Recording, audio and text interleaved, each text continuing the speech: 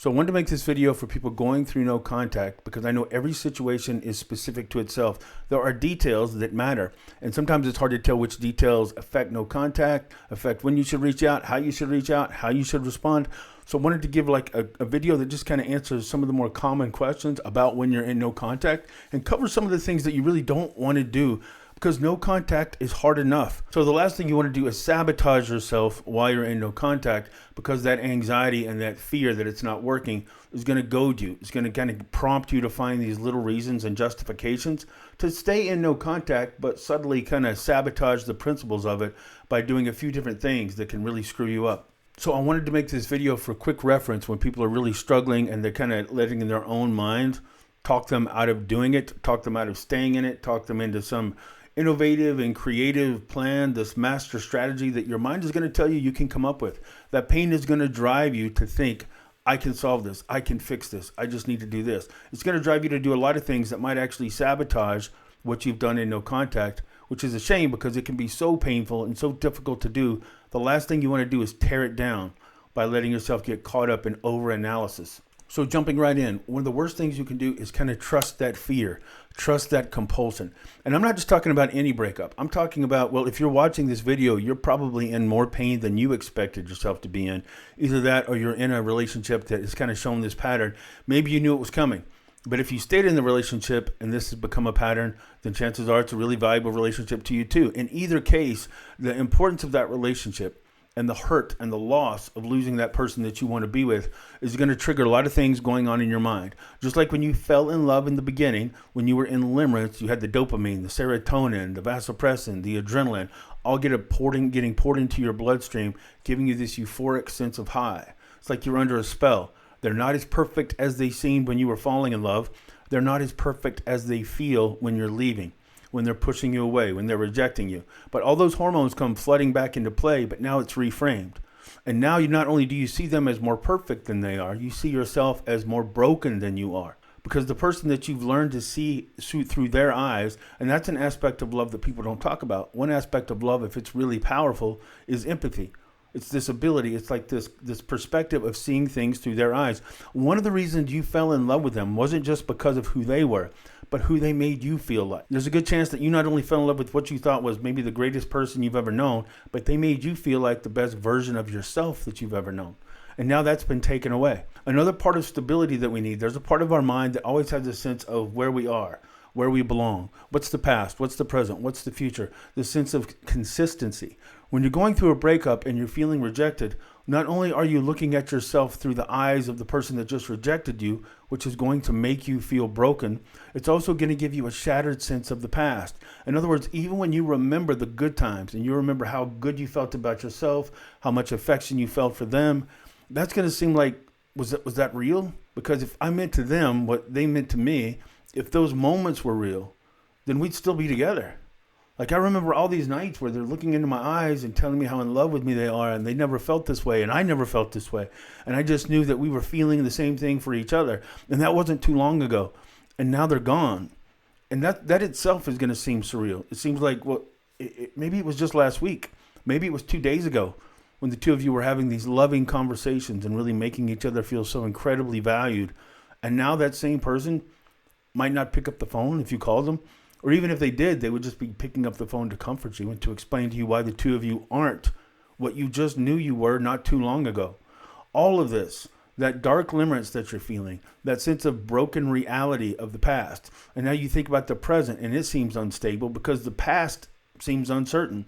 As weird as that sounds, you think of anything, the past is what we know happened, so you think that's the solid part of our timeline. But when you go through a breakup, all of a sudden the past doesn't make any sense.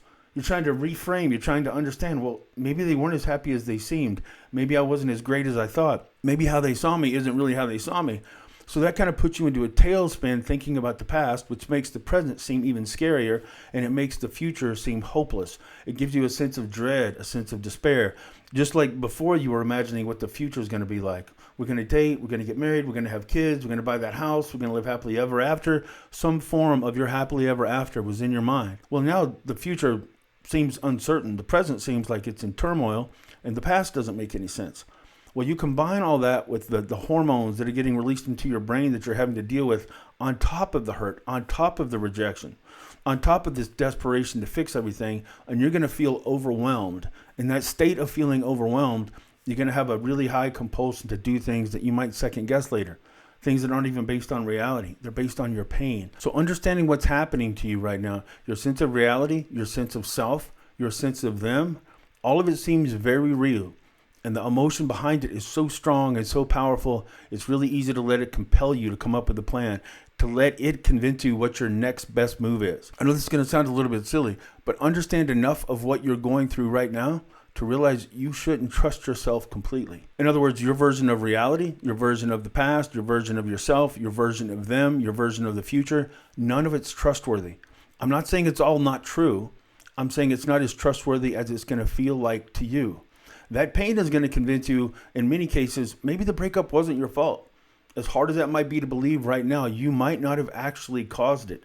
We have this mindset that tells us, if I respond every way correctly, if I say all the right things in all the right moments, if I have the right emotion, if I make all of the right decisions, then that other person isn't going to leave me. But the truth is, maybe you didn't do anything to cause it, which doesn't seem possible for you to believe right now because you're in so much pain. And when they broke up with you, they probably handed you a list of reasons. And because you know how close the two of you were in the past, you know how good it was in the past, you think, well, if it was that good, I must have broken it. Something must have changed. And they just gave me reasons why they're not with me anymore. So I'm going to trust those reasons. Maybe they told you the truth. Maybe they didn't. But take a deep breath and realize trusting your instinct, trusting your pain, and trusting your compulsion right now is not going to be the best idea. So just take a deep breath. The way we're wired, if somebody of value has consistently given us a sense of value, has consistently given us a sense of importance, and then they withdraw it and then they take it away, it causes something in us, primal instinct. It causes us to second guess ourselves. It causes hurt to a level we don't understand. It causes a re-examination of the relationship, a heightened sense of value into the relationship, a heightened sense of attractiveness, strength, and value to the person hurting you, as crazy as that seems. So just take a deep breath and don't trust the pain. Because in that moment, people end up apologizing and chasing and really convincing themselves that they caused it. Like, I talk to people all the time. I talked to somebody a couple of weeks ago that they were having their house taken away from them. They were having their savings wiped out. And the person going through it was the person that was taking everything and really, really mistreating and even abusing the person they were breaking up with, kept saying, I hate to do this. I'm in so much pain. I'm confused. And the person that called me said, I know that they're in pain and I just want to let them know that I love them, but they're taking my house. They wiped out my savings account. I just need to find a way to let them know that they can trust me. I think they're hurting me like this because they're in pain. I need to let them know that I'm not their enemy, but I don't know how to do that without hurting their feelings by asking for my money back. They're changing the locks. They're locking me out of my own house. They've taken half of my savings. They've taken most of my retirement, but I need to let them know that I'm on their side. Because when you're in pain, the truth is you want it to be your fault. You want them to be the victim of some kind of misunderstanding. Because if you can convince yourself that they're not seeing reality right, if you can convince yourself that they're just in a lot of pain, then underneath all that is still a good person who loves you. So your mind is going to do all kinds of mental gymnastics to convince yourself that you're the bad guy, that you caused it, that even if they caused it, they didn't mean to cause it. And if you can just explain to them that they're misunderstanding you, or they don't see you, or they don't remember you as correctly as they should, they don't remember how much the two of you belong together. If you can find a gentle way to remind them who you are and how happy the two of you are together, then you can fix all this. And in the mindset of that, you will tolerate abuse and mistreatment and uneven expectations. It doesn't mean you're weak. It doesn't mean you're too timid to stand up for yourself. Most people take all kinds of abuse in relationships, not because they're not strong enough to stand up, because they desperately need to convince themselves that the other person didn't mean it that way. The other person doesn't see them for who they are. So they're being patient. In their mind, it takes strength. In their mind, they're thinking, I could stand up for myself. I could yell at them. I could tell them that they're wrong. I could demand that they stop treating me this way. But they're confused. And the best way for me to lead them out of this confusion is to show them that I'm their friend, that I'm not their enemy. So they can accuse me of all kinds of things, but hey, I'm just going to smile and tell them I love them and ask if I can have 2 minutes of their time. And that'll be a good way to remind them just how much I love them. That'll be undeniable evidence that I'm on their side. It's not undeniable evidence that you're on their side. And more times than likely, it'll push them away. because it's actually projecting a weakness. What you think is you, proving how long-lasting, long-suffering, patient, and loyal your true love is, because deep down you've convinced yourself that that's what they're looking for. Or maybe you're convinced because they have borderline, or because they have bipolar, or because they have some kind of a personality disorder, that underneath all that is somebody who's wounded, who just needs to know, no matter what, you're standing strong with them and that you'll love them no matter what. As a matter of fact, you'll even tell them that. I mean, you'd be amazed how many people can convince themselves to take all kinds of abuse, not because they're in a position of weakness, but because they've decided taking this abuse, taking this hurt is the best way to prove their love. That's the pain talking. That's fear talking. In the middle of that fear, you'll convince yourself to do some things that you'll not only regret, but you'll beat yourself up for doing it. Because now you're hyper fixated on your follow-up move after the breakup, and that's when you'll reach out and say, I think I made it worse. I think I ruined everything. So before you do anything, don't do anything. Take a deep breath. If your situation is different enough that it doesn't seem like it fits into no contact, it doesn't seem like there are videos that actually hit your situation, then let me know. I do one-on-one calls. You can find me at realcoachken.com, and I'd be happy to talk to you. But for the most part, in most situations, chasing after a breakup, trying to prove yourself, trying to prove how much you love them, trying to prove that the two of you really do belong together is actually going to work against you in the long run. So in the moment of the breakup, don't let that fear, don't let that shock, don't let your version of reality that seems so reliable convince you that it's as trustworthy as it might seem in the moment. The second bad thing to do that I see a lot of people do is, again, they try to plug in, they try to get information. They'll try to follow them on Instagram. They try to track them on Facebook. They'll watch them on Venmo. They'll watch them on Spotify. You're trying to do anything you can. It's a very logical human compulsion. I need as much information as I can to come up with the best plan that I can come up with, because the more information, the better the strategy. The better the strategy, the better the chances of me pulling them back in and living happily ever after. So now I just need to figure this out. This is especially true if you're a problem solver mentality. If you're what we kind of call an analytical, an orchestrator, or a calculator mentality. If you're good at problem solving and you just went through a breakup that you didn't see coming, that problem-solving mind of yours is going to suddenly become your greatest tormentor. You can't let it. I know you have a lifetime of setting up goals, of setting up plans, of coming up with some kind of a strategy to attain or to achieve what's important to you. You've done it so many times in your life that you know it works. In this situation, it not only won't work, it'll torment you.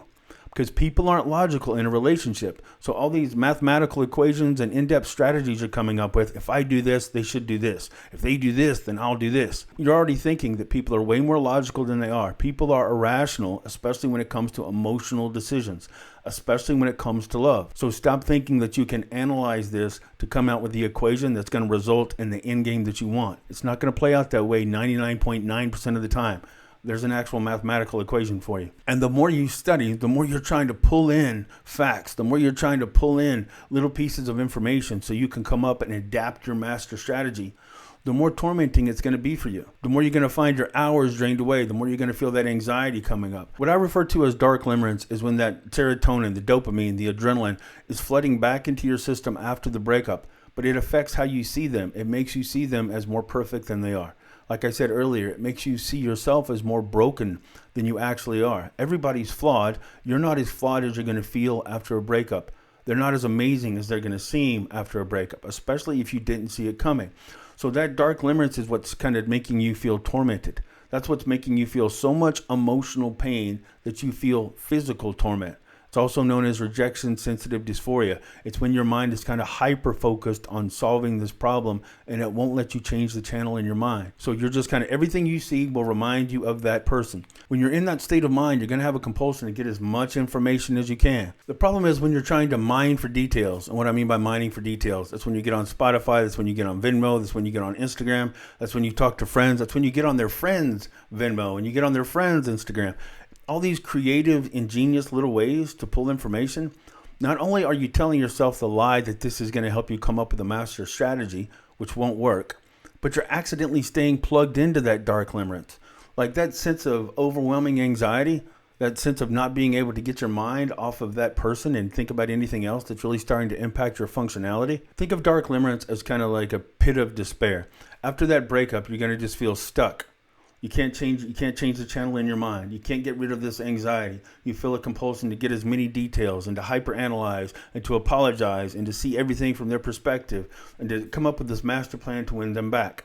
That pit of despair is the most miserable place to be. I remember when I was there, it was like, I remember distinctly thinking it feels like I've been punched in the stomach by an elephant, and then he decided to sit on my chest.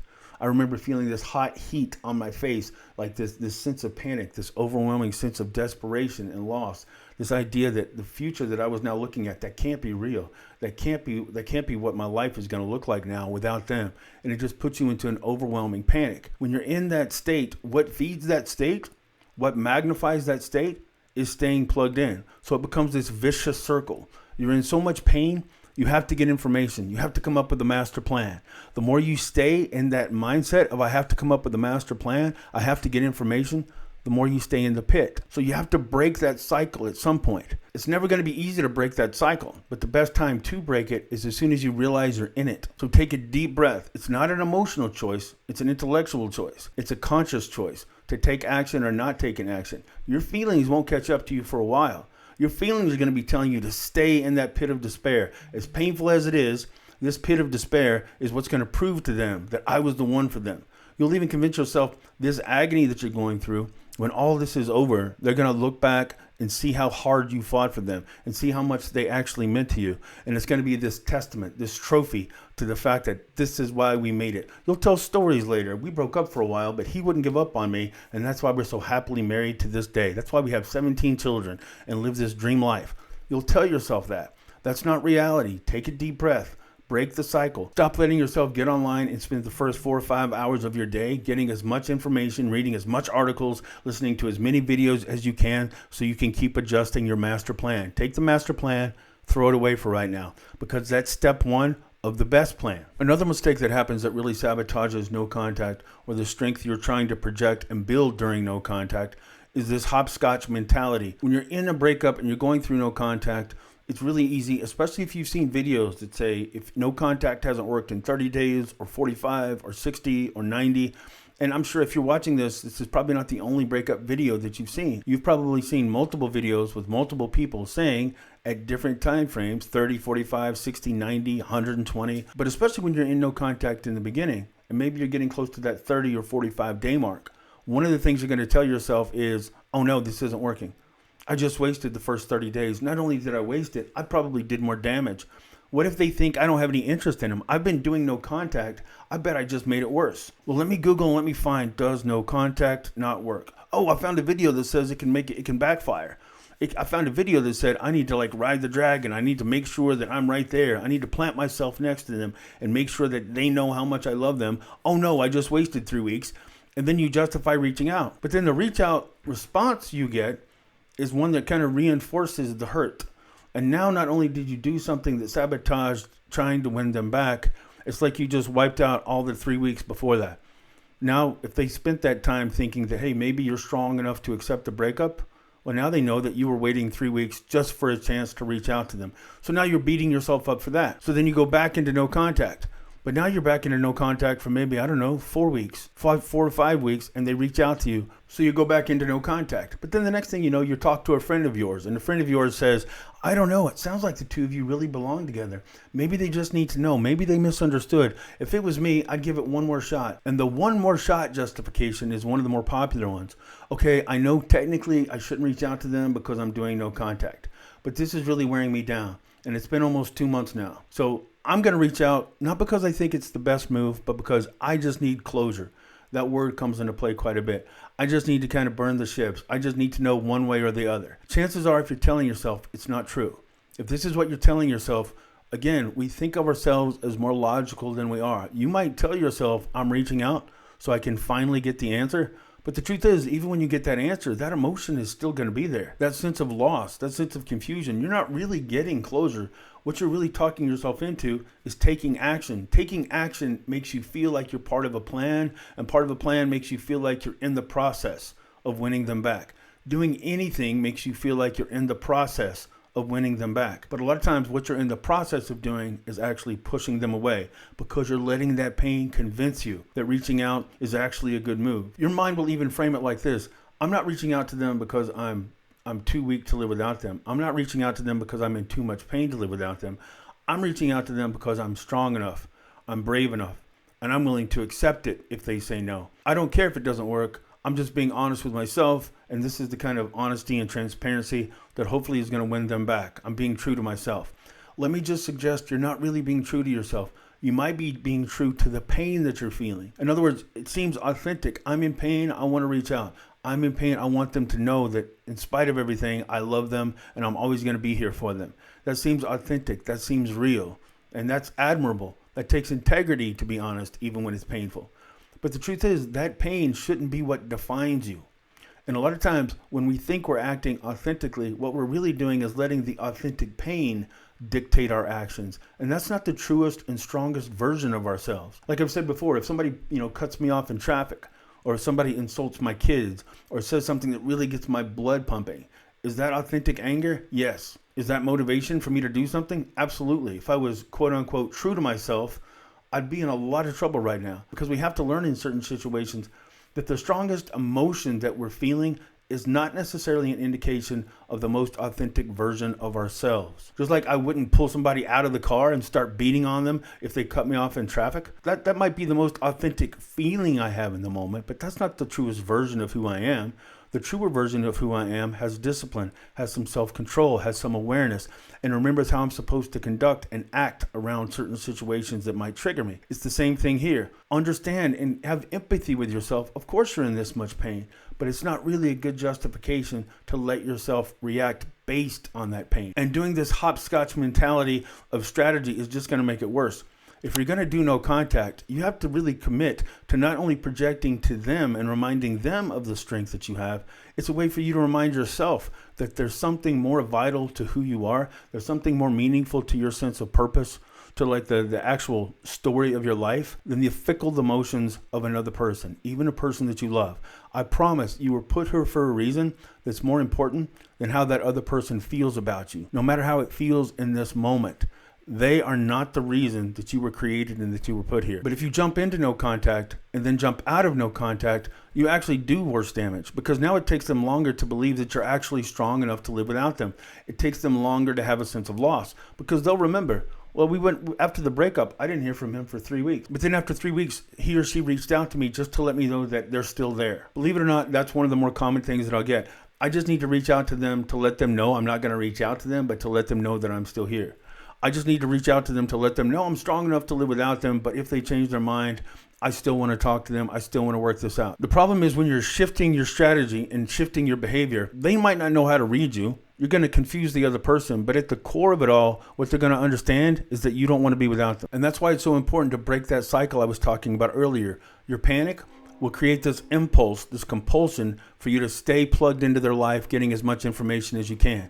Getting as much information as you can will keep you in that state of anxiety, that sense of loss, that sense of unbearable, I have to have them back. When am I going to get over this? I don't think I'm ever going to get over this. Let me come up with a plan. Let me come up with a plan, feeds right back into it. So again, it's that cycle. And right in the middle of that cycle, when you're going back and forth and trying to come up with the perfect strategy, you're going to keep adjusting that strategy. First, you go no contact. Then you decide I need to reach out to them just to let them know that I'm here.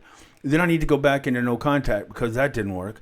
Then they're going to reach out to me at some point, because if I do no contact long enough, chances are they're going to reach out with like a temperature check, with just a little feeler. When they do that, now I really need to let them know that I've always been here for them. So it's kind of the whiplash effect. You dive back into the relationship so fast that they take another step away from you. When they take another step away from you, oh no, do I do no contact? I just did no contact. Just look at it this way. If you're going to do no contact, make the decision ahead of time. So understand, if you're doing no contact, there will always be another video, another magazine article, another friend, another relative that's going to tell you why it doesn't work. So you're going to get just into it long enough to really be making some headway, but you won't see it. The more you shift that strategy, the more you're sending a confusing but reassuring signal to your ex.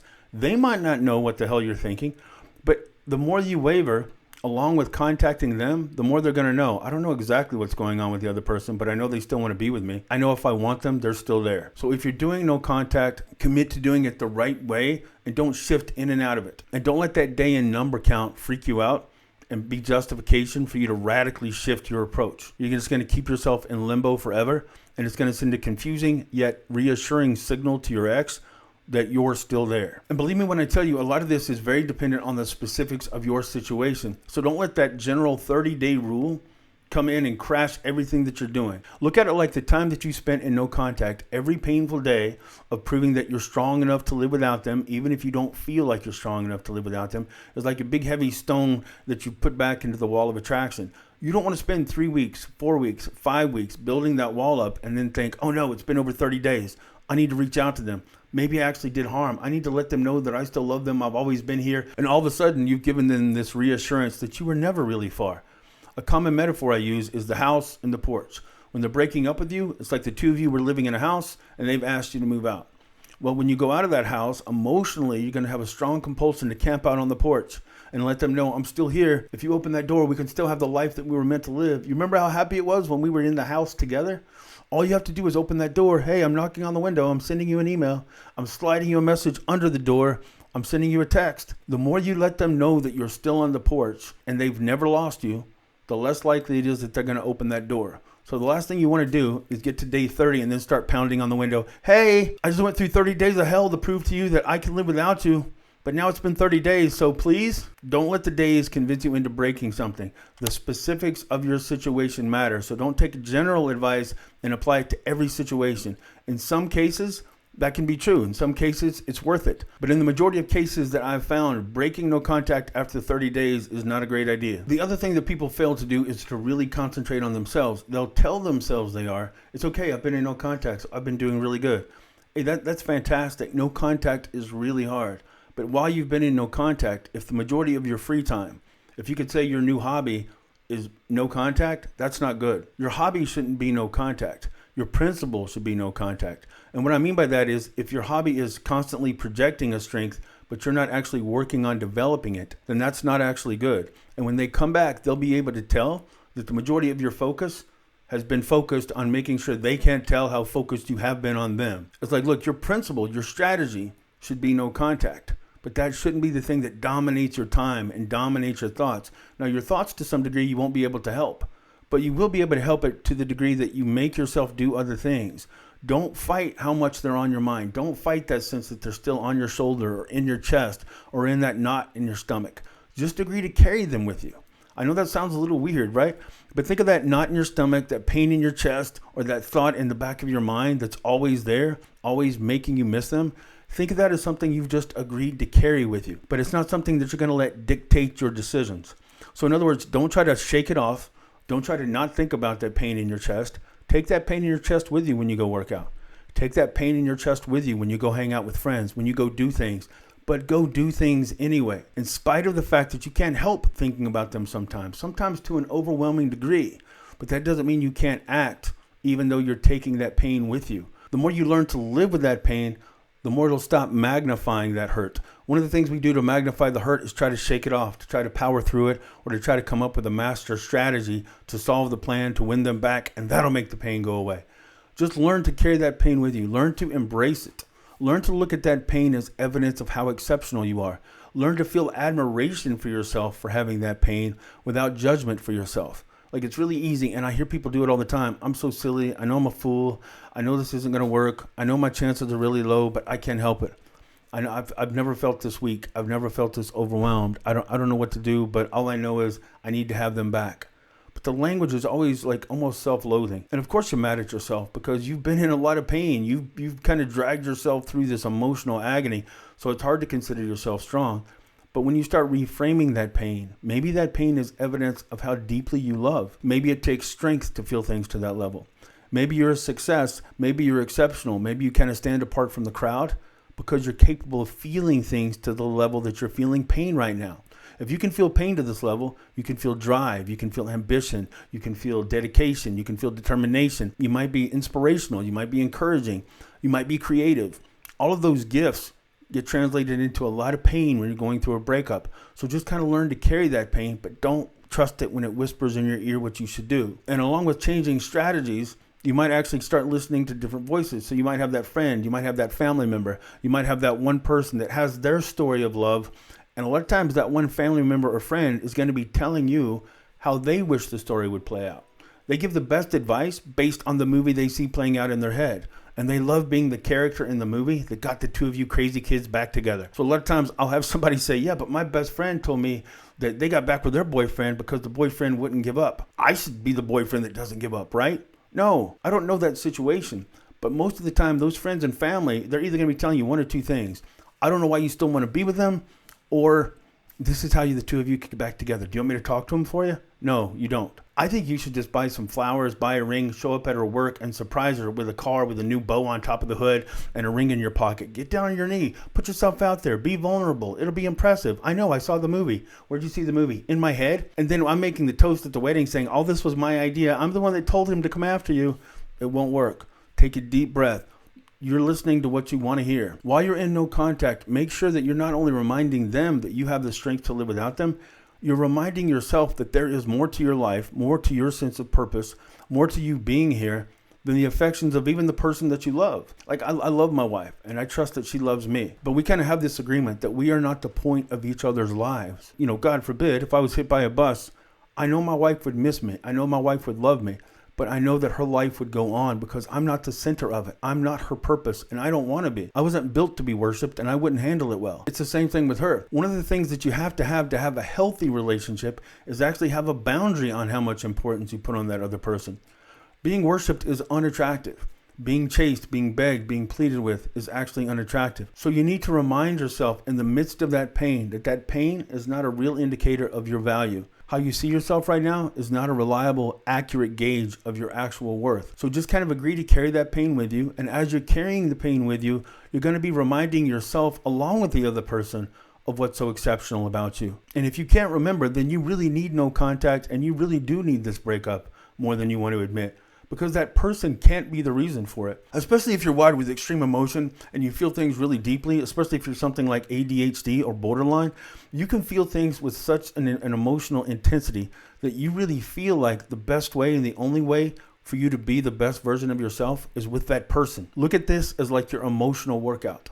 Just like you're trapped under too much physical weight, so you have to learn how to like lift more and press more and pick up more weight. Well, you do that by working out. You do that by going through pain, by breaking down that muscle. Emotionally and mentally, you're kind of going through the same thing right now. If it feels like you can't live without them, it's not true. It's just a good indicator to you that, okay, I need to work on developing enough strength and reminding myself of my own value so that they're not the core of it. They're not the center of my universe. I need to prove to myself what my worth is. You have to make sure you have the purpose and the passion in order. If that other person is your purpose in life, then chances are that's not going to be attractive because nobody wants to be responsible for your happiness or your meaning in life. People are drawn to be a part of an engaging and intriguing life. And you put the two together and now you have this unique adventure. But nobody wants to be responsible for your sense of meaning. So you have to make sure you get your purpose first. And then you pursue that passion. If I know what my purpose is, if I have a sense of meaning and I have a sense of self-value, then when I'm attracted and I'm trying to pull somebody in, I'm trying to connect with somebody, I'm trying to fall in love with somebody, I have a strong sense of base core strength of who I am. If they feel like they're the core strength to who I am, if they feel like they're the sun and I'm rotating around them for warmth and substance, that's actually not attractive. That actually kind of makes them want to push me out of their orbit. So you have to have your purpose first. And if you're in so much pain and you feel overwhelmed to the point that you don't know if you have a purpose outside of them, take this pain as an indicator, as a red flag, as a moment where you stop and realize, I need to start reminding myself of my own value. I have value outside of them. I have a meaning and I have a purpose to my life that is outside of who they are. And if it doesn't feel like that's true, that's a stronger indicator that you really need to take a deep breath. Maybe that lack of purpose and meaning is part of what made them lose attraction for you, because we weren't actually made to be worshipped. We were made to have a life that we shared with somebody else, not a life that we were meant to build around their existence. Because as much as we were created and wired for relationship, that relationship isn't supposed to be the very foundational purpose of our life. When you have a sense of purpose, you can more easily attract your passion. When that sense of passion is your purpose, then it becomes unattractive. But I know every situation is different and the details do matter. So if you want to set up a one-on-one call, you can find me at realcoachken.com. Thanks. Please give me a like and subscribe if this video has been any help to you at all, and I'll be back soon.